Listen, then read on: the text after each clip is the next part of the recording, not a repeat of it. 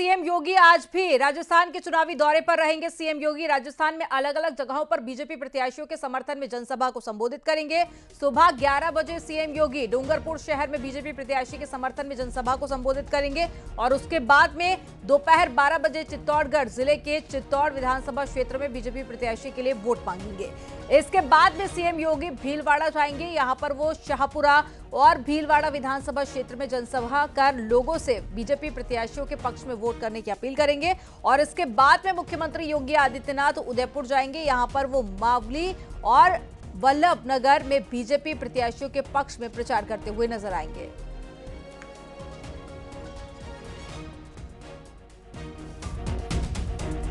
तो मुख्यमंत्री योगी आदित्यनाथ आज भी राजस्थान के दौरे पर रहेंगे और कई उनकी जनसभाएं होंगी। जनसभा कर बीजेपी की उपलब्धियां गिनाएंगे और साथ ही बीजेपी के पक्ष में वोट करने की जनता से अपील करेंगे। तो 12 बजे भी जनसभा होनी है, उसके बाद में 1:40 पे, 2:30 बजे, 3 बजे, तो अलग अलग जिलों में आज मुख्यमंत्री योगी आदित्यनाथ की जनसभा होगी।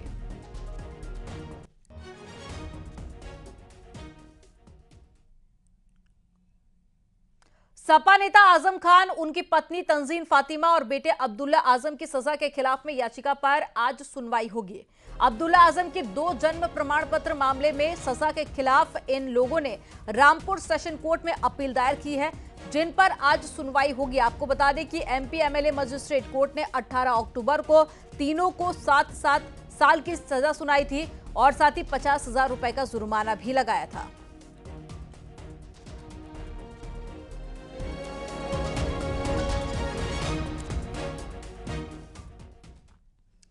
अतीक अहमद की बहनोई डॉक्टर अखलाक अहमद की जमानत अर्जी पर इलाहाबाद हाईकोर्ट में सुनवाई होगी।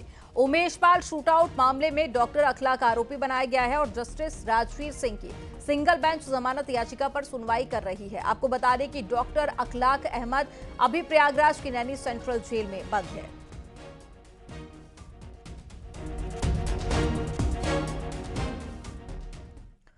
वाराणसी की ज्ञानव्यापी परिसर से जुड़े व्यास जी तहखाना मामले में सुनवाई होगी। व्यास जी तहखाने को डीएम की सुपुर्दगी में देने की मांग पर सुनवाई चल रही है। मस्जिद पक्ष पर तहखाना कब्जा करने का कोशिश करने का यह आरोप लगा है। आपको बता दें कि पंडित सोमनाथ व्यास के रिश्तेदार की ओर से दाखिल केस की वाराणसी के जिला जज डॉक्टर अजय कृष्ण विश्वेश की अदालत में सुनवाई चल रही है।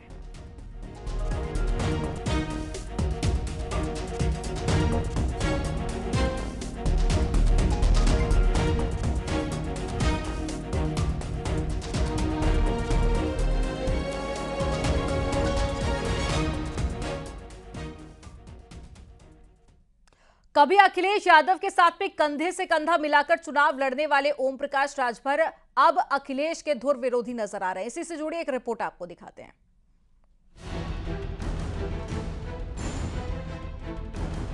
ये रात को वहां गुलदस्ता भेंट करते हैं कि हम आपकी शरण में हैं, जान बचाइए। जब माननीय मुलायम सिंह जी जिंदा थे तो उन्होंने बयान दिया ना कि मोदी जी प्रधानमंत्री बनिए, हमको कोई दिक्कत नहीं है। ओम प्रकाश राजभर लगातार समाजवादी पार्टी और अखिलेश यादव पर हमलावर रहते हैं। कभी अखिलेश यादव के साथ कंधे से कंधा मिलाकर चुनाव लड़ने वाले राजभर और अखिलेश यादव सियासत के धुर विरोधी हो चुके हैं। राजभर ने एसपी का साथ छोड़कर बीजेपी का दामन थामा तो एसपी ने भी राजभर पर तंज कसने में कसर नहीं बाकी रखी। कभी घोसी की हार के लिए जिम्मेदार ठहराया तो कभी मंत्री पद को लेकर तंज कसा। लेकिन अब एक बार फिर ओम प्रकाश राजभर ने समाजवादी पार्टी और यादव परिवार पर करारा पलटवार किया है। समाजवादी पार्टी दिन में भारतीय जनता पार्टी के खिलाफ बोलती है, रात को गुलदस्ता लेकर के योगी जी और मोदी जी से मिलते हैं। उदाहरण देख लीजिए, अगर हमारे आपके खिलाफ कोई मुकदमा लिख दिया जाए तो पुलिस रोज दौड़ाती है, जेल भेज देती है। खनन में सीबीआई ने अखिलेश जी का भी नाम आया।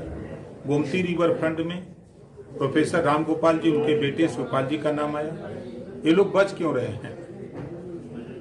ये रात को वहां गुलदस्ता भेंट करते हैं कि हम आपकी शरण में हैं, जान बचाइए। जब माननीय मुलायम सिंह जी जिंदा थे तो उन्होंने बयान दिया ना कि मोदी जी प्रधानमंत्री बनिए, हमको कोई दिक्कत नहीं है। उधर राजभर कई बार दावे भी कर चुके हैं कि इंडिया गठबंधन की कई सियासी दिग्गज एनडीए में शामिल होने के लिए बेकरार है और उनके संपर्क में है। वहीं समाजवादी पार्टी ने इसे राजभर की कल्पना भर बताया है। देखिए, ओम प्रकाश राजभर जी को समाजवादी पार्टी शुभकामनाएं देती है कि वो जल्दी मंत्री बन जाए, लेकिन वो मंत्री बन नहीं पा रहे हैं।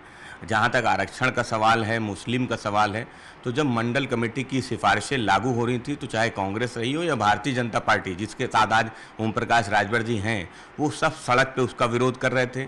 आज जाति जनगणना पे भाजपा विरोध कर रही है। आज पिछड़ों को हक, उनका अधिकार, उनका आरक्षण नहीं मिल रहा है और ओम प्रकाश राजभर जी भारतीय जनता पार्टी के साथ चिपके हुए खड़े हुए केवल और केवल मंत्री बनने के लिए। तो उधर नेताओं को राजभर के दो मुंहा साफ बताने वाले बयान को लेकर भी सियासत जारी है। एआईएमआईएम की तरफ से राजभर के इस बयान पर तीखा तंज कसा गया है। एआईएमआईएम के प्रदेश प्रवक्ता ने राजभर पर तंज कसते हुए कहा, पीआर का चाचा तो गोहटा है। हमारे पीआर का चाचा हैं, वो खुद कह रहे हैं कि वो दो मुंहा सांप है। मगर आपको बताना चाहूंगा, जो सांपों में सबसे सीधा सांप दो मुंहा सांप कहलाता है। उसके दो मुंह जरूर होते मगर उससे सीधा सांप कोई नहीं होता। चाचा ने अपनी असली पहचान नहीं बताई। चाचा गोहटा है। गोहटे का काम क्या होता है? काटता है, काटने के बाद पेशाब करके लौट जाता है तो अगला आदमी मर जाता है। राजभर के बयानों को लेकर सियासी वार पलटवार का दौर जारी है, लेकिन अखिलेश यादव को लेकर राजभर के तीखे वार बताते हैं कि गठबंधन टूटने के दौरान आई दूरियों की खलिश अभी तक बरकरार है। ऐसे में दोनों ही पार्टी एक दूसरे पर वार करने का एक भी मौका नहीं छोड़ते। Bureau report, news 18।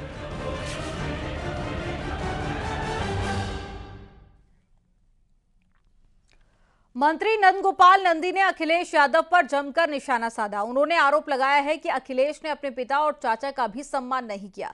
उन्होंने सनातन धर्म के खिलाफ में बयानबाजी करने वाले स्वामी प्रसाद मौर्य को अखिलेश के लिए भस्मासुर बताया और आरोप लगाया है कि अखिलेश मुस्लिम तुष्टीकरण के चलते इस मसले पर चुप हैं। स्वामी प्रसाद मौर्य का बयान हिंदू देवी देवताओं को अपशब्द कहने का, सदियों से चली आ रही रामायण उस पर प्रश्न चिन्ह उठाने का, तो जो ये स्वामी प्रसाद मौर्य का मुंह जरूर है लेकिन उसमें जो सीडी है, बोल है, वो अखिलेश यादव का है। नहीं तो उसका खंडन करते, नहीं तो उसका विरोध करते। निश्चित रूप से स्वामी प्रसाद मौर्य जो भी बोल रहे हैं अखिलेश यादव की सहमति से बोल रहे हैं। समाजवादी पार्टी के प्रदेश अध्यक्ष नरेश उत्तम पटेल ने केंद्र और प्रदेश की बीजेपी सरकार पर निशाना साधा। उन्होंने आरोप लगाया कि प्रदेश में स्वास्थ्य, शिक्षा, कानून व्यवस्था और विकास चौपट है और बीजेपी ने जनता के साथ में धोखा किया है।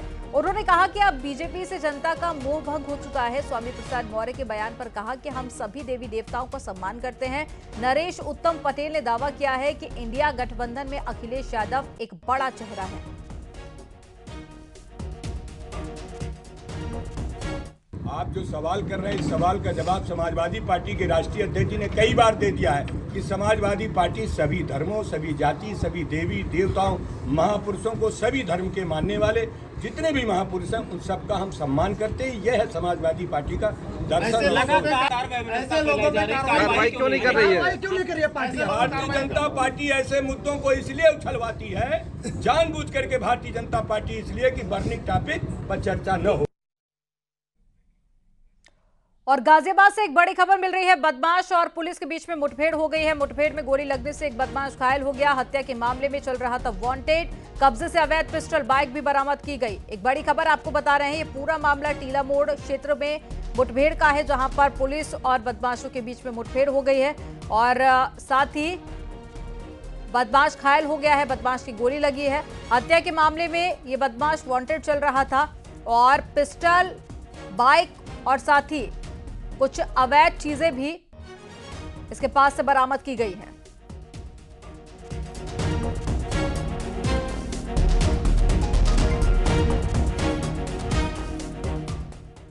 संभल में पुलिस की गौकशों से मुठभेड़ हो गई। इस मुठभेड़ में 2 गौकशों को गोली लग गई और पुलिस ने दोनों को गिरफ्तार कर लिया। बाकी के 2 बदमाश भाग गए। बनियाठेर थाना इलाके में यह मुठभेड़ हुई थी। पुलिस ने जब बदमाशों को रोका तो बाइक सवार बदमाशों ने पुलिस पर ही फायरिंग करना शुरू कर दिया। पुलिस के जवाबी फायरिंग में 2 बदमाशों को गोली लगी। गिरफ्तार बदमाशों के कब्जे से बाइक, तमंचा और साथ ही गौकशी के कई सामान बरामद किए गए।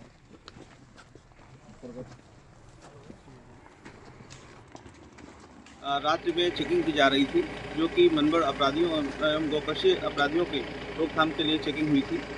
इसी दौरान 2 मोटरसाइकिल से 4 युवक भागते हुए दिखाई दिए, जिन्हें रोकने की कोशिश की गई तो उन्होंने फायरिंग शुरू कर दी। प्रत्युत्तर में पुलिस इंगेजमेंट में 2 अपराधियों के पैर में गोली लगी है एवं 2 अपराधी भागने में सफल रहे हैं, जिन्हें भी पीछा किया जा रहा है। शीघ्र ही उन्हें भी गिरफ्तार किया जाएगा। कौशाम्बी में पुरानी रंजिश के चलते दबंग ने गोली मार दी। इस वारदात में पैर में गोली लगने से सगे भाई बहन जख्मी हो गए। उन्हें इलाज के लिए जिला अस्पताल में भर्ती कराया गया। पुलिस ने 2 आरोपियों को हिरासत में लेकर मामले की जांच शुरू कर दी है। करारी थाना क्षेत्र में ये वारदात हुई।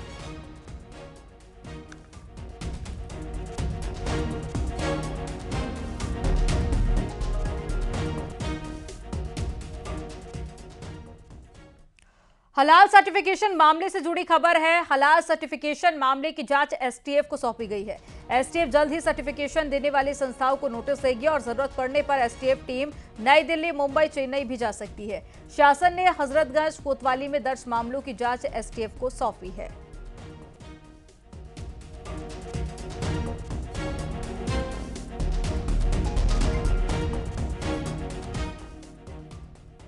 विकसित भारत संकल्प यात्रा के आयोजन की तैयारियों को लेकर सीएम योगी ने लखनऊ में समीक्षा बैठक की और जरूरी दिशा निर्देश भी जारी किए। सीएम योगी ने कहा कि सफल आयोजन के लिए ठोस एक्शन प्लान बनाएं।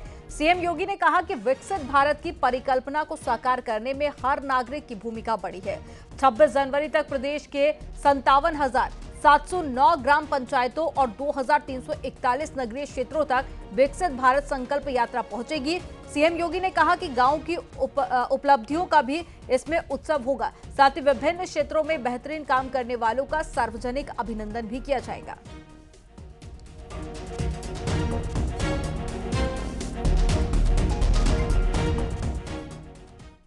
T20 सीरीज के लिए भारतीय टीम का ऐलान कर दिया गया है। सूर्य कुमार यादव को कप्तान बनाया गया है, जबकि ऋतुराज गायकवाड़ को उप कप्तान बनाया गया है। आपको बता दें कि ऑस्ट्रेलिया के खिलाफ 23 नवंबर से 5 मैचों की T20 सीरीज शुरू होने वाली है। पहला मैच विशाखापट्टनम में खेला जाएगा।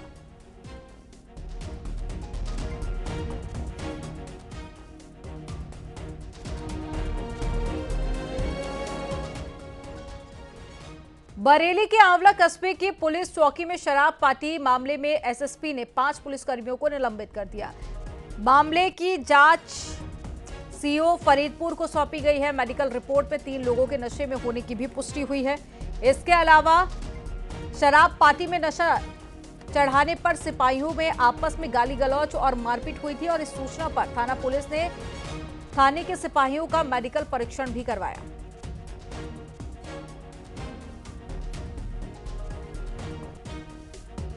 कल दिनांक 19/11/2023 को थाना आंवला के कस्बा चौकी पर 5 पुलिसकर्मियों द्वारा शराब पीकर आपस में किसी बात को लेकर मारपीट की गई थी।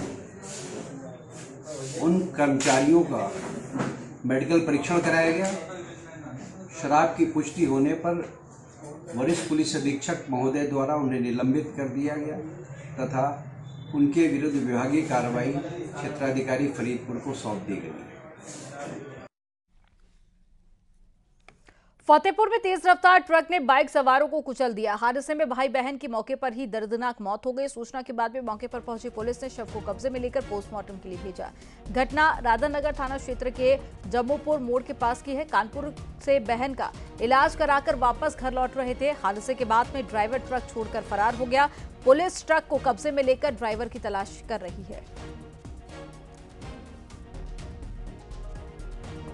में 2 लोगों की मौत हुई है। जो मौत हुई है वो भाई बहन हैं और बहन को शायद इलाज कराने आया था शहर, वापस अपने गांव जा रहा था। ये रास्ते में शायद विक्रम भी पलटा है। विक्रम को जैसे पलटा होगा ये बचाने के चक्कर में सामने से ट्रक आ रहा था और बहन इसके ट्रक के नीचे चली गई और ये भी ट्रक के नीचे ही चला गया। दोनों मौके पे ही दोनों की मृत्यु हो गई।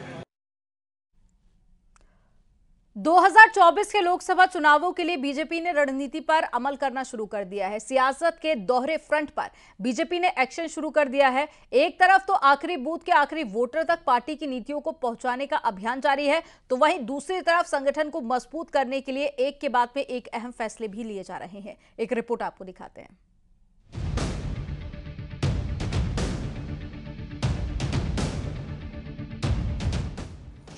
का सियासी दाव, बीजेपी में बड़ा बदलाव, संगठन में फेरबदल, प्रभारियों की बदली। तो पश्चिम क्षेत्र में श्री सुभाष यदुवंश प्रदेश के महामंत्री हैं, विधान परिषद के सदस्य, उन्हें प्रभारी बनाया गया। ब्रज क्षेत्र में श्री संतोष सिंह जी प्रदेश के उपाध्यक्ष हैं, उन्हें प्रभारी के नाते दायित्व दिया है। उत्तर प्रदेश बीजेपी ने 24 की चुनावी जंग से पहले रणनीति तैयार करना शुरू कर दिया है। बीजेपी संगठन में अहम बदलाव दिखाई दिया है। लोकसभा चुनाव से पहले बीजेपी ने संगठनात्मक स्तर पर बड़ा बदलाव किया है। बीजेपी ने जिला प्रभारियों और क्षेत्र प्रभारियों में फेरबदल किया है। बीजेपी ने जिला प्रभारी और क्षेत्रीय प्रभारी की सूची जारी की है। सुभाष यदुवंशी को पश्चिम क्षेत्र की कमान सौंपी गई है। अवध क्षेत्र के प्रभारी संजय राय को बनाया गया। ब्रज क्षेत्र संतोष सिंह को सौंपा गया। कानपुर क्षेत्र की बात करें तो कमान अनूप गुप्ता को दी गई है। गोविंद शुक्ला को गोरख क्षेत्र की जिम्मेदारी दी गई है। काशी क्षेत्र का प्रभारी अमरपाल मौर्य को बनाया गया है। कहां का कौन क्षेत्रीय प्रभारी? संजय राय अवध क्षेत्र, अमरपाल मौर्य काशी क्षेत्र, जीएन शुक्ला गोरख क्षेत्र, सुभाष यदुवंश पश्चिम क्षेत्र, अनूप गुप्ता कानपुर क्षेत्र और संतोष सिंह ब्रज क्षेत्र। कानपुर क्षेत्र में प्रदेश के हमारे महामंत्री हैं, हमारी पार्टी के वरिष्ठ नेता हैं, विधान परिषद के सदस्य हैं। श्री अनूप गुप्ता जी को प्रभारी के नाते दायित्व दिया। श्री संजय राय जी प्रदेश के महामंत्री हैं, को अवध क्षेत्र का काम दिया है। श्री अमरपाल मौर्य जी जो अब तक अवध क्षेत्र के प्रभारी थे, काशी क्षेत्र का प्रभारी का दायित्व दिया। और श्री गोविंद शुक्ला जी को गोरख क्षेत्र का प्रभारी के नाते एक नई व्यवस्था की गई है। इसके अलावा हमने सभी संगठनात्मक दृष्टि से जो 98 जिले हैं, उन 98 जिलों के प्रभारियों के भी कार्य क्षेत्र में कुछ परिवर्तन किया है। यूपी बीजेपी में सुधार और संगठन को मजबूत करने की कवायद लगातार जारी है। यहां पर वक्त हो गया एक छोटे से ब्रेक का। आप देखते रहिए न्यूज़ 18।